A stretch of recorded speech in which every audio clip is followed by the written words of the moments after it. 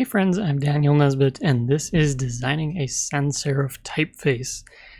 And if you're looking at your screen and you're wondering what's up, well, it's not broken. So prior to recording this episode, one of the things that many of you probably were watching as we were going through the uppercase letters was we were running into some issues, namely with things like the G and the S and a few others, because the weight was too heavy. And if there's one thing that I've been super upfront with in this whole series is that as much as this is, I hope, is a learning opportunity for you watching this, it's also a learning opportunity for me too. And the last couple weeks have definitely been a learning opportunity for me because, like as I mentioned many times before, we just went way too bold. So it was pretty apparent when I was doing that with the uppercase, and prior to this, when I started looking at the lowercase, it really became apparent that things were too bold. Now, I had two choices at that point. I could either go back and attempt to make it work with the lowercase, but effectively I was just coming up with big blobs of type, and it really wasn't working out very well. So rather than trying to salvage what we were doing, I figured we might just need to do a clean slate here. So apologies, as my favorite line goes, the cake was a lie, but we learned some things. And so with this episode, we're going to do the bold weight again, and hopefully, fingers crossed, things work out a little better. So in addition to learning that I was just doing something way too heavy, the other thing that I wanted to do was, rather than starting with the uppercase where I do have more space to play with, I've decided to change my approach up a little bit and go with lowercase first. My reasoning for this is that there's going to be a lot less wiggle room, and it just allows me to really see these problems crop up a lot sooner. Specifically, I'm going to be starting out with the lowercase e because there can be a lot of difficulties and problems with that. I don't have a whole lot of space here within this X height, and as you can probably imagine, these spaces are going to close up very quickly if I go too bold. So that said, I'm still going to go through and I'm going to do my offsets just like I had been before. For this though, we're going to back it way down, and I was actually kind of playing around just trying to find something a little bit lighter. So a couple things that I want to keep in mind here, I'm just going to zoom in a little bit, is I need to pay attention to how this is going to come up into my crossbar here. I was kind of playing around with like 15, 20, 25, somewhere in that neighborhood. What I was discovering and kind of where I'm going with this is it really doesn't seem to need much to feel bold. And if you look down, if you look down in my preview window here, you can see, just going back and forth real quick, I do get a nice little jump there. You can definitely tell there's a difference in weight. And while I probably will have to go through and clean some of this stuff up a little bit, this definitely seems a lot more doable versus what I was trying to do before. And one thing that I just kind of did right away, which really just solidified that, I mean, rather than doing like what we were doing for the S or something like that, just being able to come in and move a couple pieces down out of the way, just open things up a little bit, it made things a lot easier. So in this episode, I'm just going to be going through and, as you can imagine, just working on this and setting some of these curves up. So actually, I was going to do the A first, probably not do the A first, actually. I do want to jump in and do the control characters first, actually. So I'm going to jump in with the N here real quick. And I just kind of want to use these to start figuring out where I'm going to go with things like curves and straight lines. So a lot of this is going to be a little bit of a repeat of what we did before, and just applying what I've learned in the meantime. So a couple notes that I'm going to be kind of making along the way here is things like the overshoot I still want to keep at 15. The side bearings, this is going to get a little bit wider, which is fine. Or I shouldn't say the side bearings, but the width of the glyph is going to get a little bit wider, which is totally fine. As far as the side bearings themselves go, I'm actually just going to go ahead and set these just to something like this for now. So this just centers the glyph for me and everything, and I think that'll be okay. And then as we start getting into spacing and things like that, then I'm going to probably start taking more of a look into what needs to be adjusted or fixed there. So probably not the most exciting episode as you watch me go through some of this, but it was one of those deals where it felt like it needed to get done. And honestly, I think I'm going to be a lot happier with the end result as well.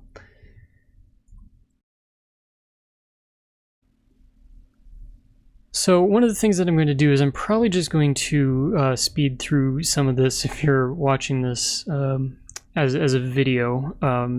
But periodically, I'm just probably going to go through here and stop in a few different places just to point out what I'm doing and why I'm doing it. So with that said, you can sit back and enjoy however many minutes of work this is going to take.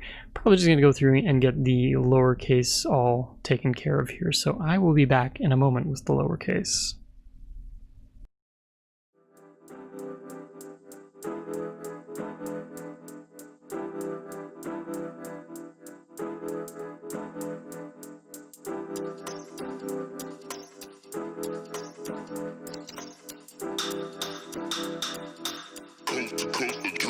Next level.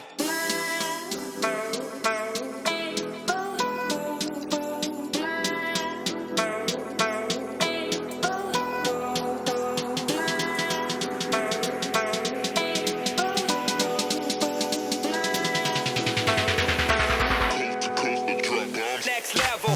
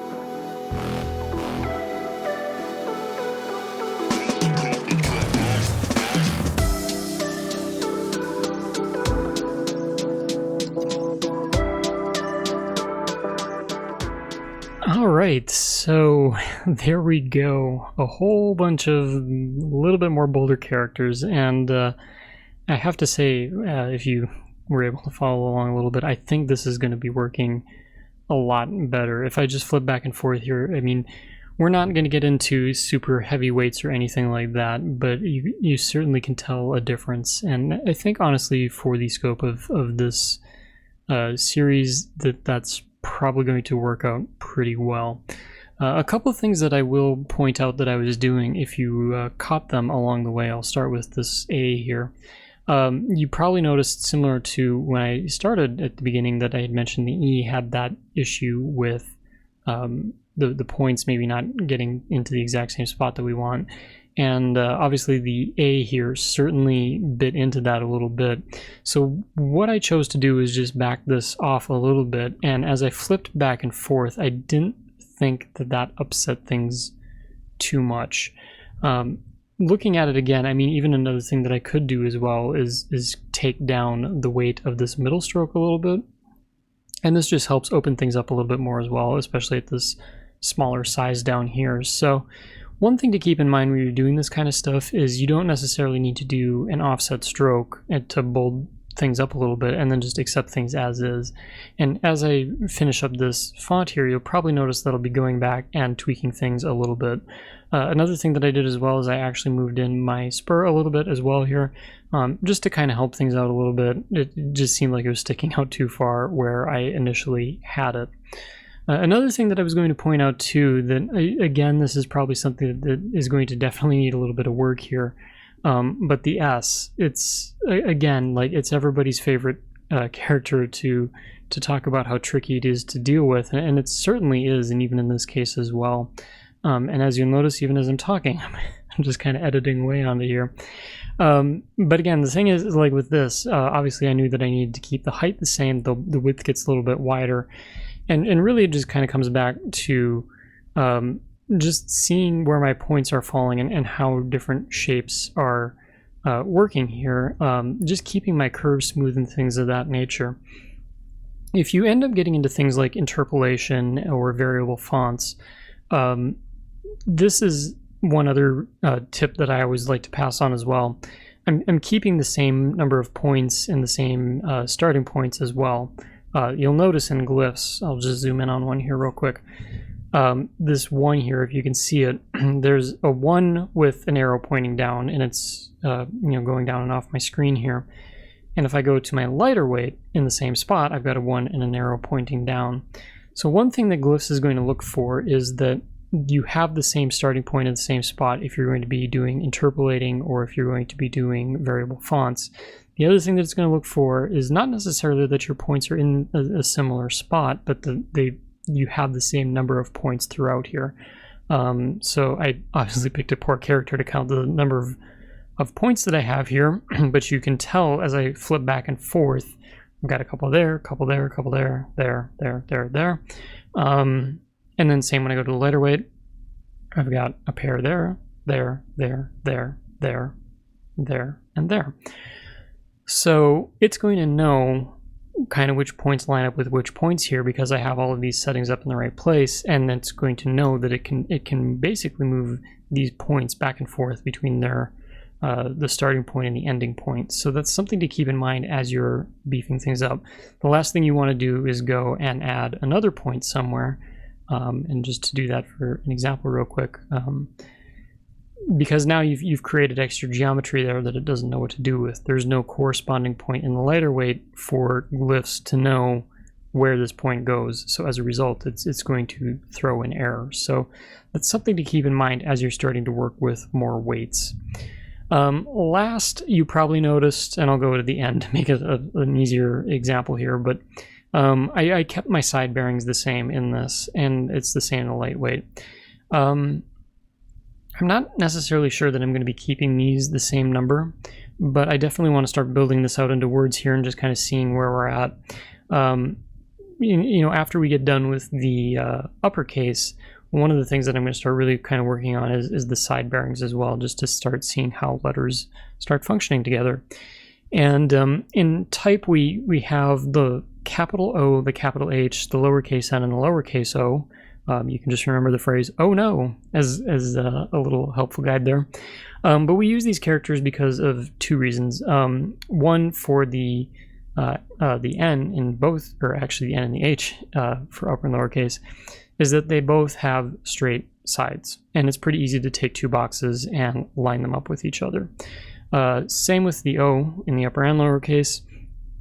Rather than a straight side, you've got a curved side here, so we can use this to figure out how our side bearing should be set up for letters that have curves. When we have those letters set up, we can start applying them to other things. So for straight characters, you might run into like the L or the I, the H, U, a few others there. We know that if we have the N spaced out correctly, that we can apply that spacing to those other characters, and we're probably pretty close, if not exactly where we need to be. With the O, you run into things like the C or the A. You can use those as well, the E. But then what's really cool is we can mix and match. So the lowercase d, for example, we've got a straight side and a curved side, so I know that I can set this side to the side bearings of my O and this side to the side bearings of my N. And I know that like everybody's favorite thing is kerning and that kind of thing. But what you'll find as you dive into type is that side bearings are actually more important than kerning, if you can believe it. Yes, we do run into situations where we might have a goofy set of characters here. And just to pick on one for the sake of, well, we'll go to the lightweight here since I have all my letters, but let's just say we've got like an L and a W versus, we'll pick two characters with the side bearing here. So this is more where you get into kerning in the upper example here with the L and the W, because obviously we would want to push these two closer together, and this is more of a one-off scenario, which we can get into some shortcuts with kerning. But for the most part, there is even more letters that are going to line up like the two H's down here, where you've got two common pieces that are aligning with each other. So what's really cool about this, and particularly one thing that I love about glyphs, is you can use all of this working together and you actually drastically reduce the amount of work that you need to do to properly space out a typeface. I know I'm getting a little bit ahead of myself here because obviously we've got a few more pieces of this one to finish up, but I just kind of wanted to point this out as we move forward to talk about what to expect. So hopefully that was helpful. And as always, if you have any questions, input, thoughts, the comment section underneath these videos is open. I've certainly been learning a lot over the last few weeks, and I'd like to just take a moment and thank everybody who's been participating and offering their support and their advice. And I just want to be sure that we keep that up because there's a lot of good stuff to learn there. If you haven't already, feel free to give this video a like and subscribe as well. It's helping a lot of people out there who have any kind of interest in type design to find these things, and hopefully start encouraging them to perhaps take a look at what type design might mean for them, or where they might want to start in their journey as a typeface designer. And yeah, with that, as always, thanks for watching, and I will catch you in the next episode.